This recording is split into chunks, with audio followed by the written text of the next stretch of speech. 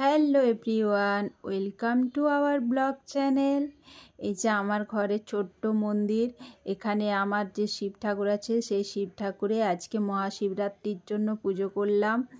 আর এই ঘরে শিবজিকে পুজো করে তারপর আমরা একটা মন্দিরে শিবের মাথায় জল ঢালার জন্য আমি আর আমার ছেলে রেডি হয়ে গেছি, বেরিয়ে পড়ছি। দেখো, ছেলে বলছে আমি ঘটিটা নেবো, আর একবার বলছে আমি ফুলটা নেব। দেখো রেডি মন্দিরে যাবার জন্য। তো আমরা দিনের বেলাতেই গিয়েছিলাম মন্দিরে, জল ঢেলে এসেছি। তখন 12টা বাজে, প্রচুর রোদ প্রচণ্ড। আর এই দেখো ছেলে আমার বেলপাতা নিয়ে যাচ্ছে।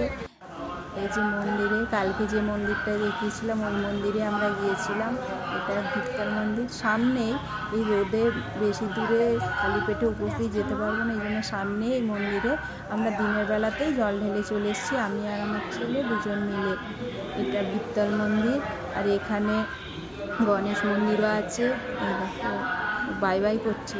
এখানে গণেশ মন্দির আছে, এই দেখো গণেশ মন্দির আছে, তারপরে শিব মন্দির আছে, আর মহাকালী, মা সরস্বতী, তারপরে মা লক্ষ্মী, সব ঠাকুর আছে এখানে। মন্দিরটা বেশ পুরোনো আমলের মতো করে, মন্দিরটা অনেক বড় আর খুব সুন্দর করে, মানে আগেকার যেমন রাজবাড়িতে থাকতো সেই রকম স্টাইলে চারিদিকে মন্দিরগুলো, মাঝে জায়গা আছে। এই দেখো এটা শিব মন্দির। এই শিব মন্দিরে আমি জল ঢেলেছি, এই শিব মন্দিরেই পুজো করেছি আজকে।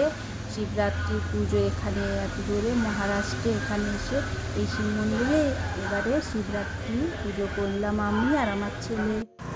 আমাদের শিবরাত্রির শিব পূজা হয়ে গেল। এরপর আমরা এবার ঘর যাওয়ার পালা বলছে। প্রচুর রোদ, বাপ রে বাপ, প্রচুর গরমে অনেক রোদ দেয়। আমরা এসে পুজো দিয়ে ফিরছি, দেরি হয়ে গেল যেতে।